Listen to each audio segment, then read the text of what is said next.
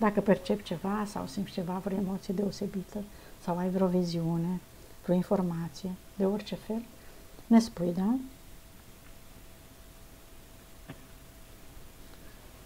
Percepi ceva, Florin? Nu, doar emoții. Ce fel de emoții simți? Sunt emoționat așa. Le simți pe undeva în corp sau în general? Așa, parcă îmi bate inima mai tare. Bine, și dacă întrebi care este cauza, primești vreo informație ca și cum ai ști? Probabil de ce o să aflu. De noutățile apărute. Bine, hai să o rugăm pe Amalia să te caute, să te conecteze, să-și ceară acceptul să lucreze cu tine și pentru tine și să ne spui, Amalia, cum îl percepi pe Florin.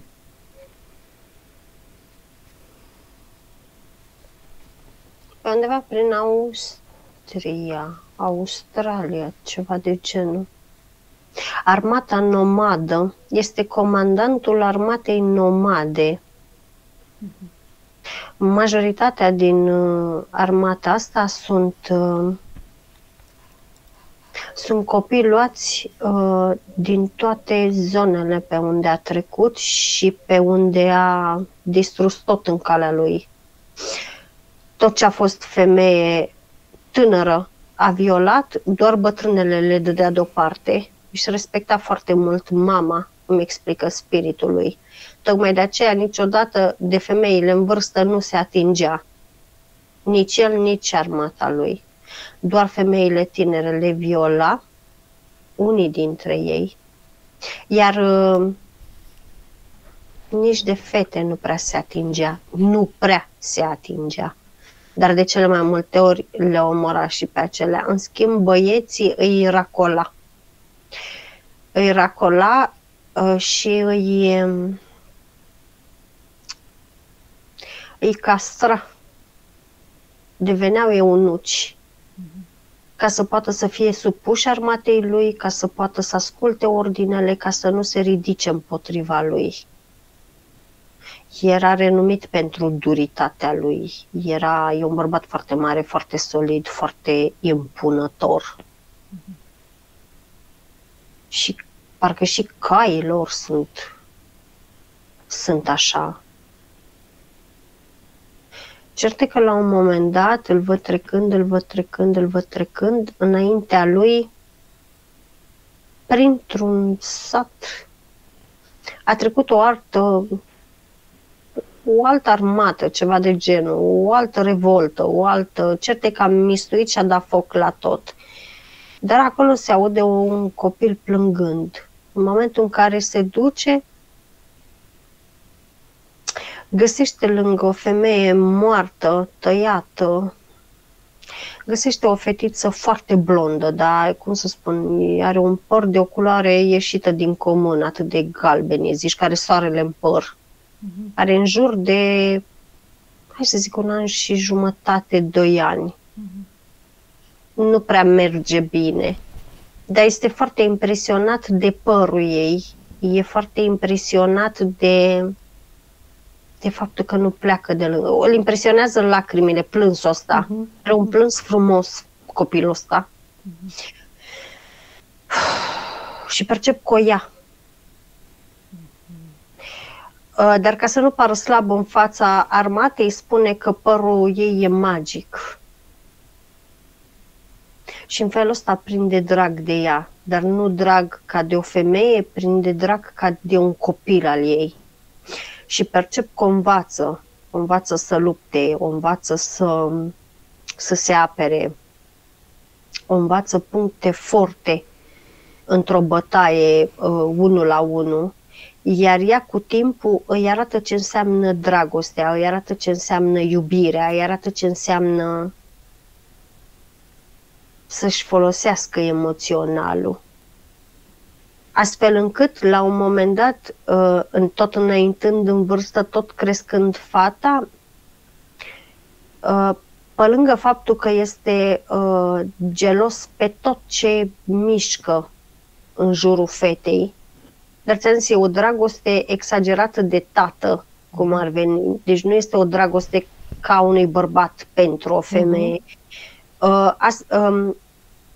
Pe lângă faptul că nu acceptă să se apropie absolut nimeni de ea, deci niciun bărbat, nimeni, el începe să-și folosească emoționalul și îl percep plin de regrete, îl percep, nu știu cum să mă exprim, parcă regretă toate viețile luate, parcă regretă inclusiv faptul că a castrat copiii aceia și nu i-a lăsat să-și facă o familie. Deci l-a determinat să aibă un declic. Să-și schimbe sentimentele, să se reorienteze către iubire, înțeleg. Da, dar totodată percep că face și un jurământ pentru sacrificiu în vederea iertării. Adică ceva de genul, e ca și când vorbim de viața precedentă.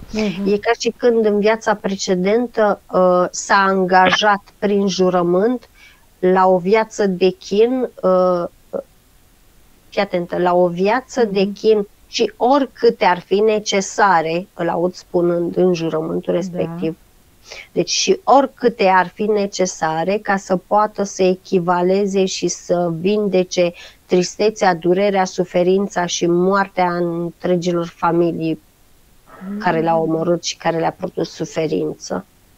Și în momentul ăla, cum să spun, percep că parcă delirează puțin, parcă începe să delireze, pentru că în momentul ăla îl percep într-o parte pe Dracos, într-o parte pe Iahve, care vine ca cu un papirus sau fiecare mână cu un pix și unul scrie într-o parte, unul scrie într-o parte, cuvânt cu cuvânt ceea ce a spus el. Adică percep că se evidențiază cu roșu la un moment dat în viața următoare și oricâte vieți ar fi necesare ca eu să pot să echivalez durerea și suferința provocată pe oriunde am trecut. Și percep că la sfârșit îi se dă să-și pună ștampila, dar cum să spun, cu condeiul ăla îl taie aici la deget ca să-și pună sângele. A semnat cu sânge, adică. Amalia, interesant ar fi dacă te uiți la fetiță să vedem ce energie are, cine este, cum este, de ce capacitate are ea de a putea să transforme, iată, radical o persoană care era pe cale de să-și piardă de tot sufletul. Nu prea pot să spun chestia asta. Prima influență care am auzit-o este o lirană venită voluntară special pentru el. Parcă ar fi ceva din familia de suflete galactic. Asta mă gândesc. Este din familia de suflete a lui? Da. Bun, uite. Da, una din familiile de suflete, pentru că el în mod normal este felinoid, adică are mai multe procente de ADN-uri diferite, de combinații ale raselor diferite, dar predominant e cea de felinoid. Are și liran, are și reptilian, are și venusian, dar predominantul lui este felinoid. A plecat de mult de pe Lira și a trecut și prin alte specii, deși a cam pierdut ADN-ul de liran, ADN-ul energetic. Dar nu și l-a pierdut, îl ține oarecum stagnant. Dar de atunci a experimentat mai multe ADN-uri, se pare? Da, corect. Spiritul lui spune că îl caracterizează foarte mult comportamentul felinoid. El în sinea lui este un luptător. El în sinea lui este un singuratic, el în sinea lui este un apărător al dreptății în sinea lui. Tocmai de aceea și regretele respective din viața respectivă. Caracteristica de felinoid îi dă și faptul că simte nevoia să meargă, să alerge pe jos? Oh, da, să meargă, să alerge, să mănânce carne. Că n-are liniște în casă, nu? Nu prea îi place în casă, îi place în natură. El se simte liber în natură și singuratic. doar că la câtă karmă și-a însușit, ok, și-a adunat, spune spiritul meu, dar și-a și însușit-o. El n-a luat-o ca pe o experiență, el și-a însușit-o de bunăvoie. Tocmai de aceea este pus în serviciul oamenilor, care câteodată le puizează și le extenuează la maxim, fără să-i facă nimic. Simpla prezența oamenilor, a aglomerației în jurul lui, e ca și când îl obosește. Păi el are de-a face cu atâtea persoane zilnic, zeci, sute, mii. Poate din acest motiv își plătește în acest fel, își plătește prin energia lui înaltă în care trăiește acum. Asta este de obișnuit. Asta este de obișnuință, spune spiritul lui. Încă n-a început să-și plătească adevărata karmă pe care și-a însușit-o. Și a propus în următoarele vieți, zici, să-și plătească, da? Următoarea și oricâte ar fi necesare ca să-și plătească. Deci asta este de acomodare. Momentan îl obișnuiește cu aglomerația. Adevărata karmă la ce a semnat el pe contract urmează. Am înțeles. Bun, ne uităm apoi după curățare să vedem ce a mai rămas și ce concluzie trage. Deocamdată am înțeles ideea principală din situația lui. Hai să vedem. În primul rând, mai adaugă spiritul meu acum, în primul rând să nu uităm că toată armata de eunuci care a avut-o sub conducerea lui, absolut toată este legată de picioarele lui. Prin jurământ. Da, și acum simte nevoia să se dezlege și nu știe de ce. Tocmai de aceea și problemele care le are cu picioarele. Tocmai de aceea și confuzia care o are în momentul ăsta. Pentru că este dator să-i hrănească pe toți, pentru că îi ține legați de el. Inclusiv oamenii care i-au omorât, inclusiv femeile pe care le-a violat și le-a lăsat însărcinate și a avut 11.000 de copii fără să știe chestia asta, n-a avut niciodată habar de lucrul ăsta. Absolut toți, prin blesteme și prin gânduri și prin durerea pe care le-a produs-o atât femeilor cât și copiilor, la fel. Are foarte multe stringuri. Și adică îi susține energetic pe toți. Îi susține energetic pe toți. Inclusiv amorțelile care le simte în umeri și în zona dintre umăr și cot. Tot de acolo se trage, de la cordoane. Câtă energie a sufletului avea el când a murit în acea viață, Amalia?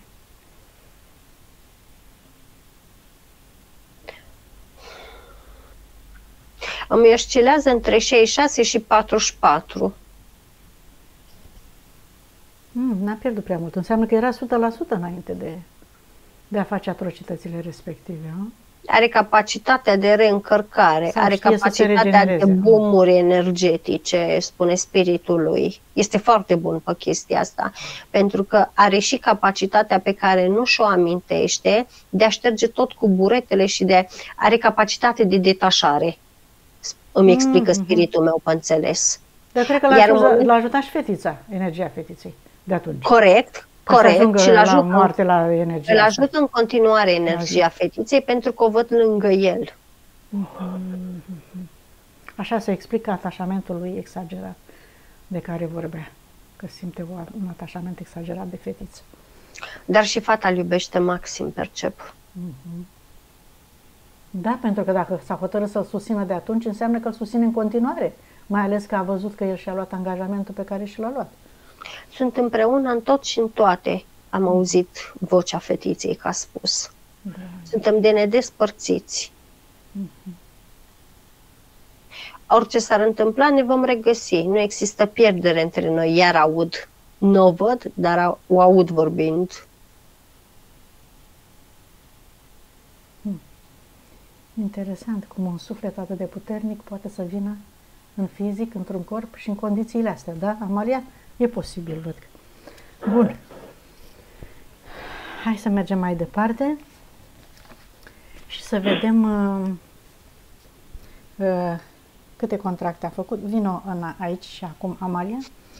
Spune-ne câtă energie sufletului are el acum. 56. Așa. Hai să vedem cu cine a făcut contracte și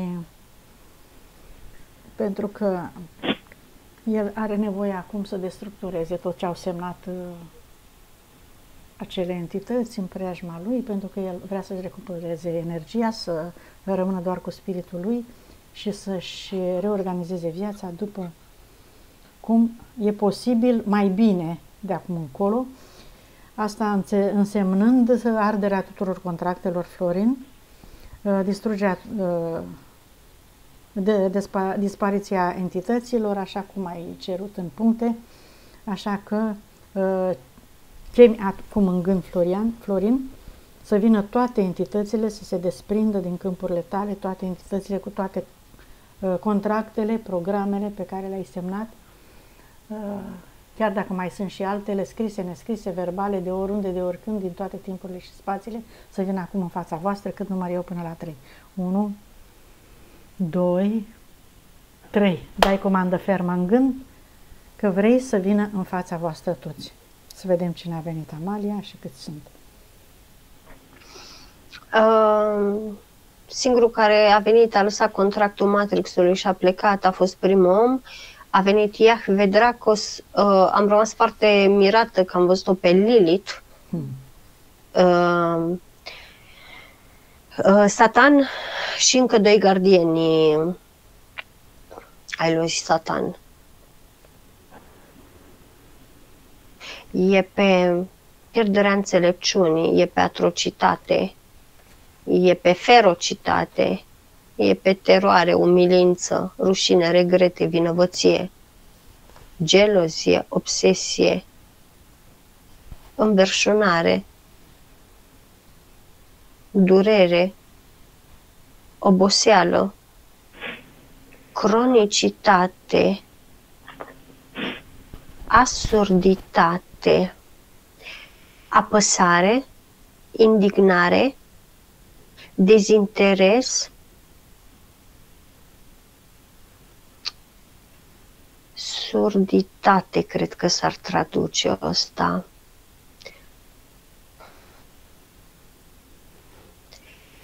Separabilitate, iar l-am conturat și pe ăsta.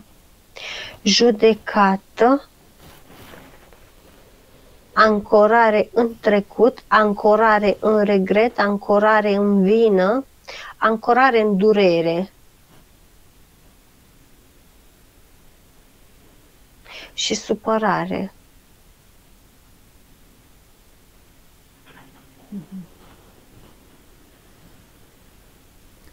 Bine. Conform dorință. Care este contractul? La cine este? Ai spus.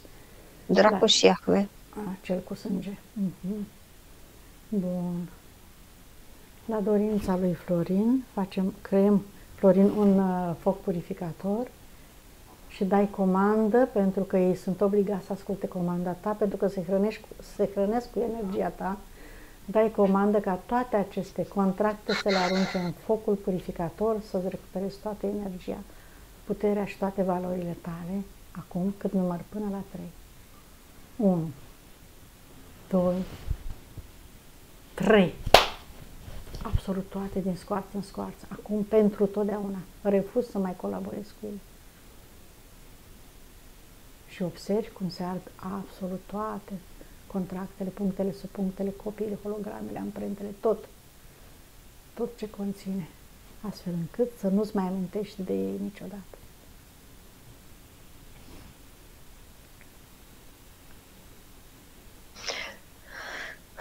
Ok. Și cele de botez, și cele de cununie, și cele de tot. Da, s-a specificat. Acum percep că a rămas gardienii respectiv, iar spiritul meu îi spune spiritului lui și porții lui subliminale să se dezlege de jurământul. Spui și tu mental în gând, Florin, destructurez toate cuvintele pe care le-am folosit atunci pentru a mă lega de viitor. cu toate aceste programe, cu toate aceste cuvinte, cu toate aceste înțelesuri și sensurile lor. Le destructurez acum pentru totdeauna, curăț, cu lumină pură, strălucitoare, tot acest timp și spațiu în care am făcut toate acestea. Și îmi recuperez toată energia, o transform, o curăț, o purific și o aduc înapoi la mine, curată, limpede, echilibrată în corpul meu. Da, asta una și i-a dezlegat de jurământ și pe cei care s-au legat de el.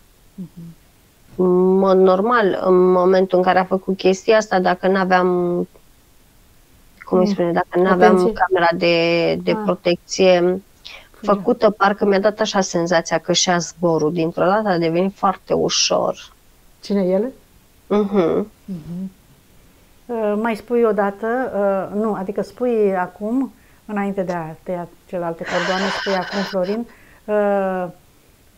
mă iert, vă iert, mă accept, vă accept, destructurez toate aceste, tot ce am creat cu gândul, cu vorba și cu fapta, mai ales cu fapta, cu acțiunile, la adresa voastră din toate timpurile și spațiile. Că probabil nu numai atunci ai întâlnit pe unii, i-ai mai întâlnit și în alte vieți trecute, și de au stat în calea ta, deci curezi toate aceste cordoane cu cea mai înaltă frecvență a ta. Acum îi eliberezi și te eliberezi.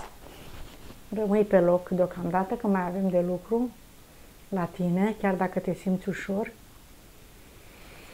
Da. Probabil că asta era cea mai grea povară a lui.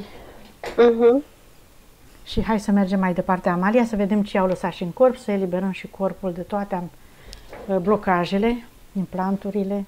Are foarte multe scuturi. Da, e ca și când ar avea foarte multe de-astea de luptă pe el, cum le spune, armuri. Armuri. Da, și la cap, și la gât, și pe spate, și la piept. Și încă una peste piept, și încă 3 peste abdomen, și pe fiecare picior în parte. Adică își făcea protecție ca să nu fie atacat de ăștia. Dar le-a avut și în fizic, a fost foarte atașat de ele, spune spiritul. În armată atunci. Da. Și pentru că a fost atât de atașat de ele, e ca și când respectiv Iahve și Dragoste le-a transformat în... Le-a codat în implanturi. Asta mă gândeam. Da. Au profitat de dependența lui de plăcerea asta. De acolo și tensiunea care o are. Are tensiune? Da, îi percep un flux sanguin puternic sau câteodată prea scăzut. E ca și când câteodată se strâng foarte mult armurile astea pe el. E ca și când îi comprimă inima artificial, brusc. Bun, curățăm toate. De acolo și senzația de migrene, senzația de sete, de acolo și senzația de arsuri stomacale. După ce le-a dat jos, percep destul de multă... E un fel de energie nefolosită. N-aș putea, hai să zicem stagnantă, nu grosieră, stagnantă. Care cu timpul s-a coxat, s-a pietrificat, e ca și când a ruginit. De acolo și senzația câteodată că care greutăți. Când pe stânga, când pe dreapta, când pe spate, când pe umeri, când pe ceafă. De acolo și senzația că l apasă, că îl percep câteodată că simte nevoia să lase capul în jos, așa, știi? Amprentă la calculatorul central, amprentă la sursa falsă. Chakra rădăcină, chakra sacrală, chakra inimii, Astea cu siguranță și le găsește în dezechilibru mai mereu.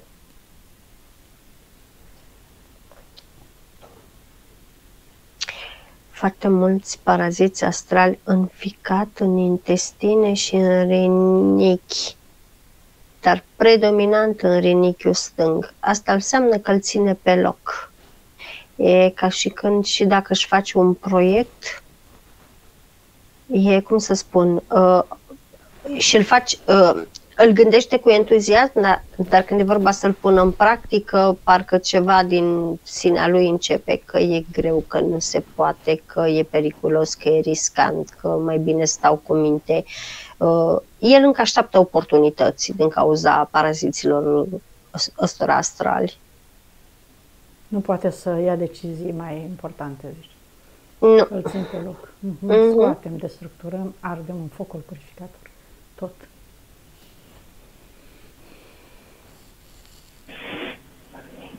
Mai are un implant în zona genitală.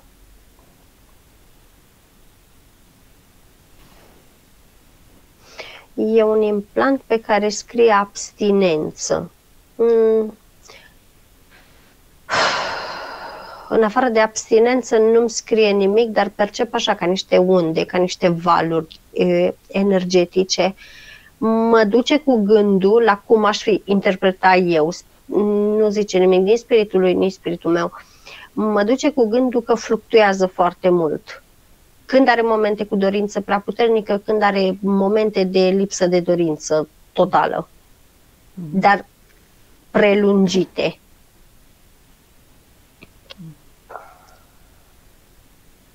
Oricum, percep că în energetic i s-a luat destul de mult energia sexuală, adică a fost folosită la greu.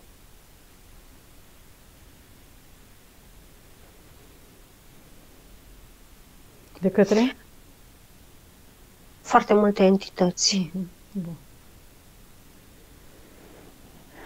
După spate îi scoate o urma unui dezincarnat, sigur e tatălui ăsta. Că e ca și când l-a dus în spate o perioadă, e ca și când și-a asumat responsabilități pentru el o perioadă. Dar nu-mi scrie exact dacă e tata sau bunicul. La cum interpretez aici, eu aș zice că e tata. El îmi spune că nu-i bunicul, cu bunicul are o altfel de relație, mult mai ok.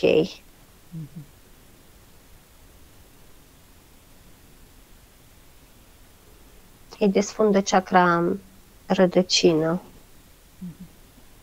Și îi desfundă, percep, și centrii de la tălpi și de sub tălpi.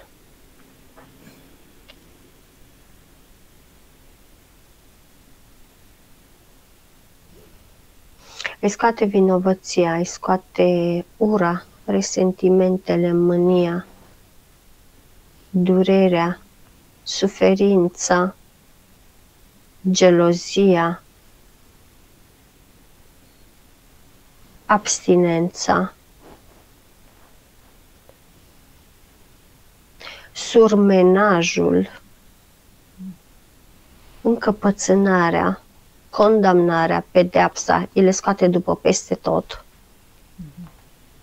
Îi scoate regretul, tristețea, amărăciunea, apatia, lenea, din vârful capului pe tot spatele, așa, cu mâini, cu picioare, cu șolduri, cu coapse, cu tot, dar doar după spate. Îi scoate furia, neajunsurile, ineficiența, insuficiența din ficat, rinichi, zonă genitală și îi scoate foarte multă rușine din inimă, din stomac și ură, văd că îi scoate din inimă. Îi mai scoate din vezica urinară, din zona genitală și după partea din fața picioarelor. Frica de înaintare și rigiditatea îi o scoate din cap, din gât și din picioare. Și mai scoate 2 implanturi din degetul mare de la piciorul drept. Sunt 2 implanturi în formă de semilună. E ca și când îl înfrâna, spune spiritul lui.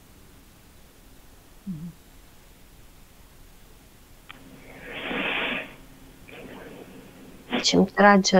Vezi orgoliu și ego-ul, cum sunt, că trebuie echilibrate, zic. Ego-ul e mic, dar mândria nu o scoate. Vine să zic că nu are, dar spiritul lui zice că o are, dar e foarte mult în jos.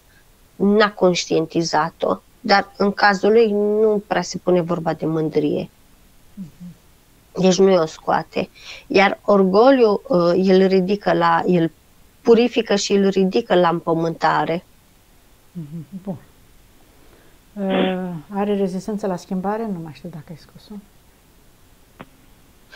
Da, în cap, în gât și în șolduri și o scoate în 3 straturi.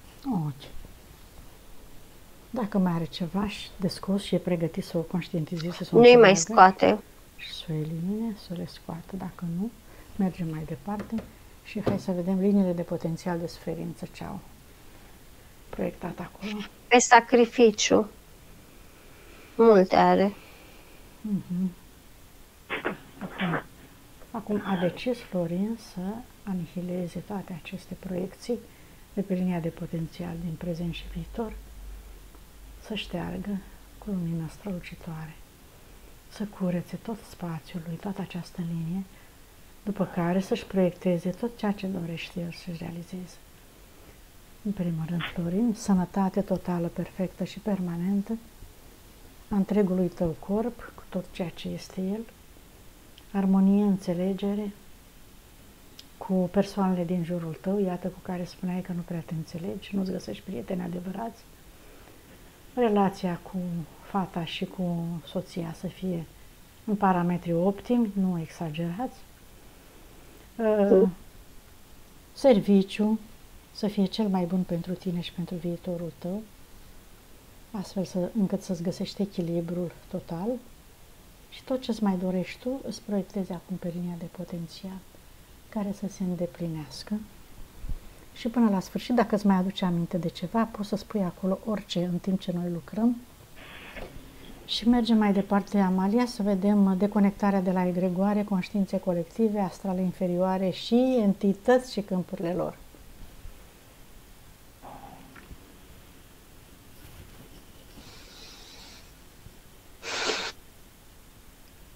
S-a întrerupt? Nu, te aud. Nu te auzeam, nu te-am auzit.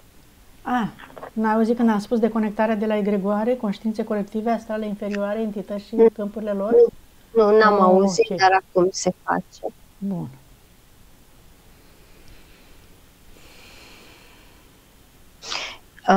Îmi place de el că e foarte categoric în mișcări. Se vede că le-a conștientizat, dar și îmi place de el că n-are chestia asta, cum sunt unele părți subliminale, ceva de genul, o chestie, ce am făcut și nu știu ce. Asta înseamnă acceptarea tot ce a făcut și hotărârea de a se detașa, da? Cum spuneai tu că e caracteristica lui. Exact, asta zic, ține capul sus, drept și, cum să spun, are mișcări foarte ferme, extraordinar de ferme.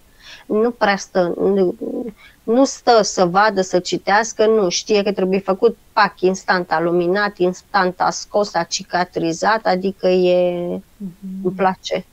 Așa se explică și faptul că a trecut foarte repede de la vechea energie în noua energie. Iată, doar de câteva luni a conștientizat realitatea în care trăim. Și deja e decis să meargă pe drumul ăsta. Foarte bine, Florin. Hai să vedem ce mai are. A tăiat tot? A curățat tot? Da, instant, nu stă la discuții. Bine, hai să chemăm acum persoanele din realitatea lui, care sunt în viață, soția, mama, fetița și pe cine mai dorește el. Frați, surori, dacă ai, Florin. Sunt foarte multe cordoane, toți sunt karmici, dar la fel le curăță. Pe fată mi-o încadrează la karmic, dar nu e karmică completare, e susținere reciprocă. La fel. Karmic înseamnă că a mai avut colaborări în alte vieți, ca dovadă că a apărut în viața trecută, da? Da, bineînțeles. La fel, ce mă impresionează în continuare e destul de măricic aici părul. Și are o chestie ciudată cu părul, fata asta. Dar e foarte ok. Au o grijă nemai întâlnită unul față de celălalt. Și în realitate este blondă, Florin? Da, blondă, creață și cu ochi albaștri. Da. Ok. Uh, Are La o fel. caracteristică părul ei, probabil. Menține și să-și menține energia. Ce se întâmplă? Informația trecută, capacitățile. Nu-mi dă, Nu-ți dă amănunte? Ok. nu-mi dă amănunte și spune că asta se luptă și cei din Matrix. Bănuiesc că se referă la gardienii Matrixului Adică ceva de genul, dacă ar da informația respectivă, s-ar auzi Să nu se audă. mai departe și nu este de interes chestia asta. Ea râde și spune că totul e bine și perfect așa cum este. Super. Tocmai de aceea, cât timp sunt împreună, pot să treacă peste absolut orice și prin oricine. Adică nu. Iar la el îl percep fără niciun scrupul, regret, la fel. A curățat, am văzut că și-a activat și cordoanele cu transgeneraționalul, o parte luminează, trimite informații către VIP, o parte către transgenerațional, dar, cum să spun, n-are niciun scrupul, ceva de genul trebuie făcut, a conștientizat că trebuie făcut, luminează și smulge. Iar tatălui, da, l-am perceput ca fiind încarnat. Vrea să vină în preajma lui într-o împrejurare sau alta sau e departe de fizic? Nu dă detalii și nici nu se lasă tot ca să nu se afle chestia asta. Bun. Soția lui zice că se înțelege foarte bine. A fost și ea în viața trecută sau mai veche este? Nu, e mai veche. Bun. Așa. A tăiat cordoanele cu transgeneraționalul să trimită și informații dacă nu le-a tăiat? A trimis și a tăiat și la vii și la transgenerațional. Bine.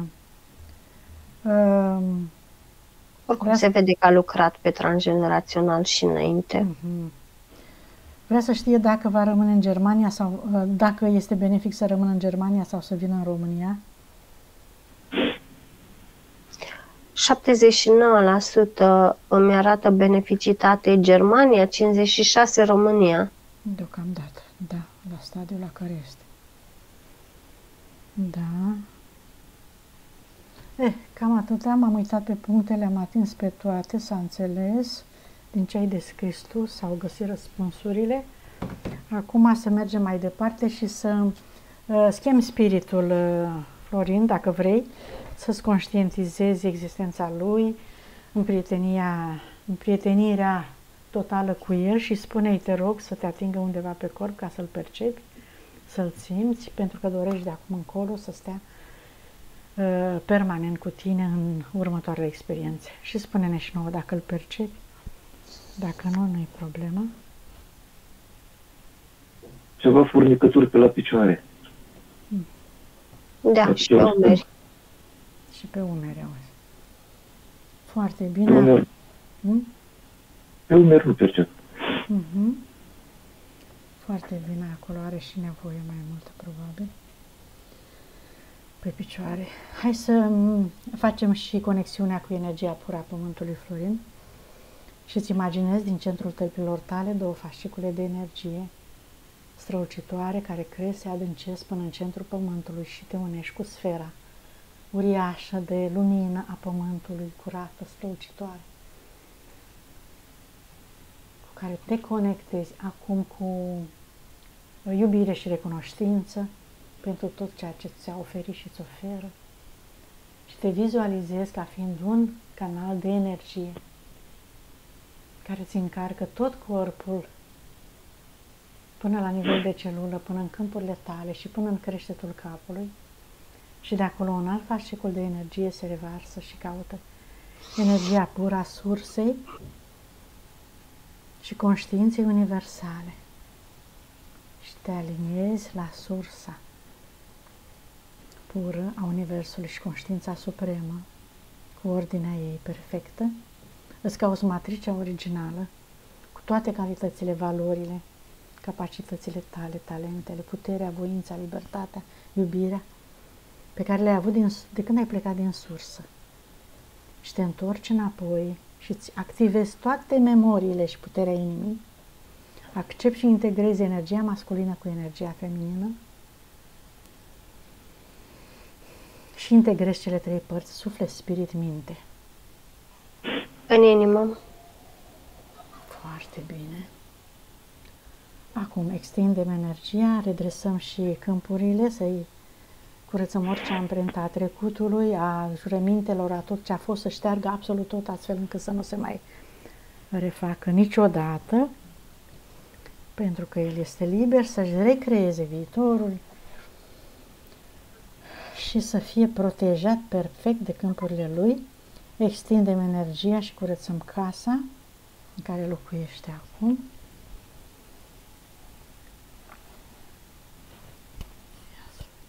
Nu-i percep portal, îi percep casa relativ destul de curată. Da. Bun. Și o mașină îi curăță. Ai și mașină? Mașina Da. cu care lucrează? Și dacă mai ai una particulară ceva? Particulară, da. Rămâi acolo, da. Bun. Particulare și locul unde lucrezi, da? Da. Ok. Și casa? Dar locul unde lucrează nu îi curăță decât un pic. Păi pe acolo sunt multe energii, da? Gata. Ok. Hai să vedem robinetul abundenței, cum stă și ce recomandă spiritul. Acum, odată cu conștientizarea, a început să se deschidă mai mult fluxul. El e deschis, dar era închis pe acceptarea de a fi închis. A acceptat ca să sufere, ca să plătească, da. Corect. Bun, nu e nevoie, nu ești vinovat, nu suferi, nu sunt experiențe, sunt evenimente pe care le trăim ca să ne testăm curajul, simțurile și așa mai departe. Bun, s-a deschis acum, zici. Mai recomandă ceva? Nu. El e destul de receptiv la conștientizare și la toate. Cât la sută s-a recuperat energia sufletului, care nu era foarte 100%. scăzut? Ba da, era la 56. Da. Conștientizare cât are? 89%. Metabolizare câte zile? 6.